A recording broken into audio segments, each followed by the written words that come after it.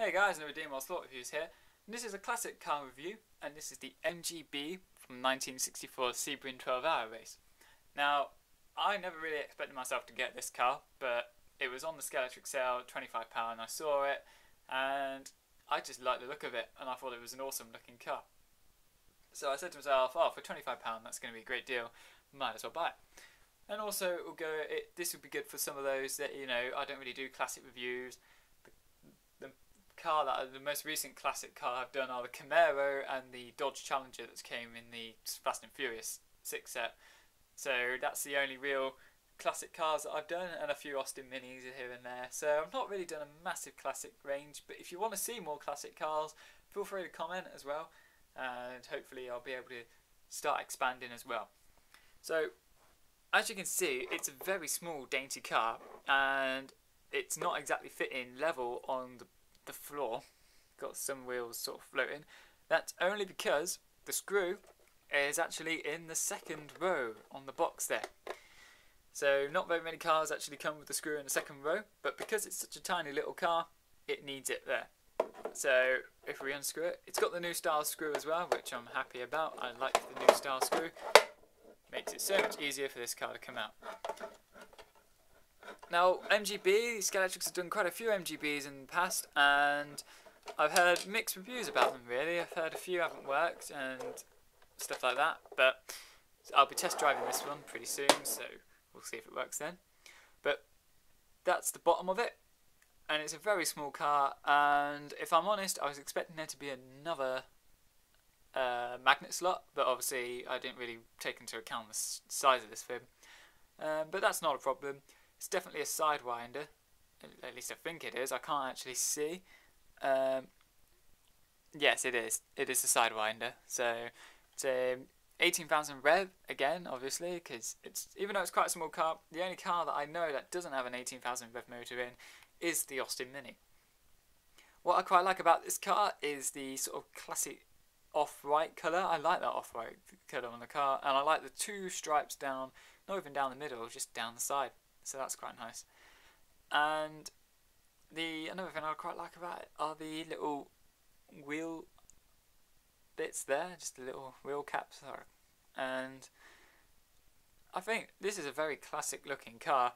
I'm very happy that I bought it, just because there is another version of this one, the number, I think it's 47, or it might be 48. But that's the blue version of this car. It's a lighter blue, and it's quite nice, and it's exactly the same car in the same race, just a teammate to this car.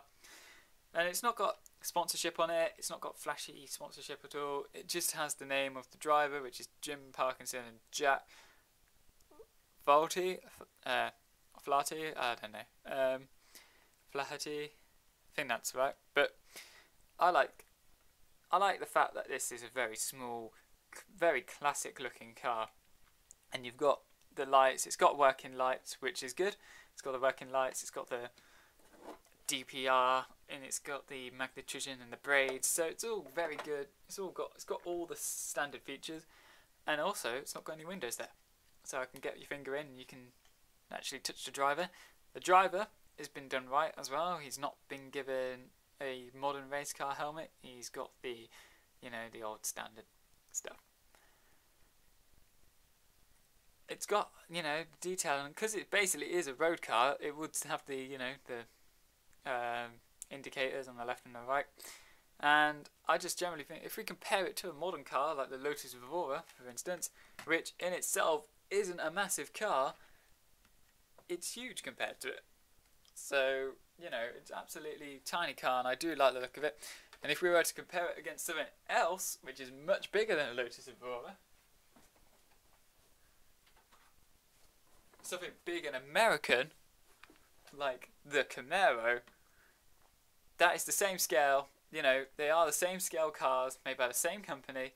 That's the size difference. That is, you could hide the MG behind the Camaro. Where's actually, look,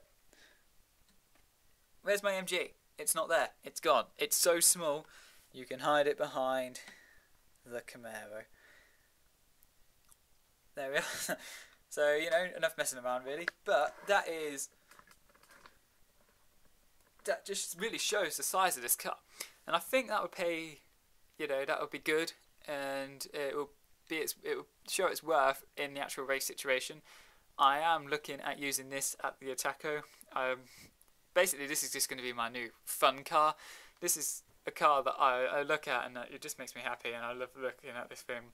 And I think because it's nice and classic, it's very small, it's got the chip, and I'm going to chip it, and I'm just going to use it at the Attaco Scalextric Club whenever I go there next. Because I used the Adrian Norman Mini, and it was a laugh to use it there, because it was just, unexpected. I was racing against a Porsche RS Spider, and I was beating it at one point, and it was just so funny, because, you don't, in real life, that would never happen.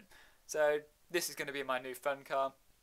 It's a very good, it's just, I don't know, a car has never made me feel so funny in such a way. Like, it makes me actually just enjoy, it doesn't even make it serious anymore, it just makes me enjoy racing, and I like that. I just like the fact that it's so small, it's very classic, very, it's just a very retro, very classic design, and I think it's definitely going to be one of those cars that I'm going to keep an eye out for now. So if I see any more, I might just carry on buying the little Metros.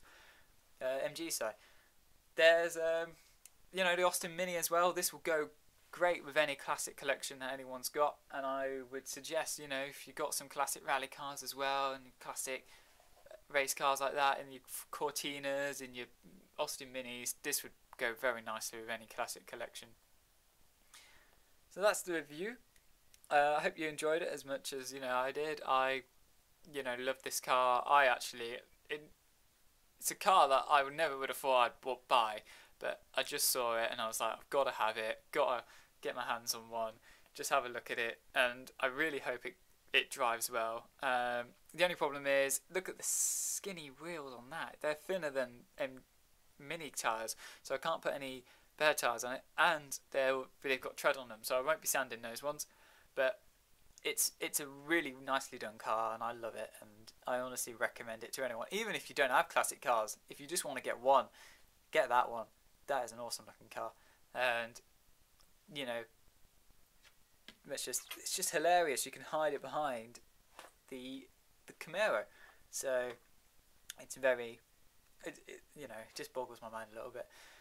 Hopefully next time I go to the Attaco race, I will be having a video of this one whizzing around. Hopefully I'll be winning and not flipping it over. It's not got windmills as well, which is good, so you can't damage anything on it really either.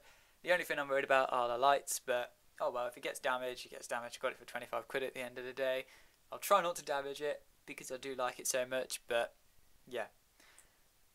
That's the review. Please rate, comment and subscribe. Don't forget to check out the other reviews. Don't forget to check out the review for the Camaro and the Lotus, because I have done them.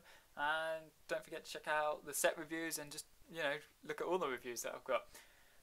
If you're not subscribed, why not subscribe as well? Because we're just growing ever bigger. And I do like it when I get subscriptions as well, when people subscribe to me, because I'm still at the stage where I can see people subscribe and I can count the number and watch it go up.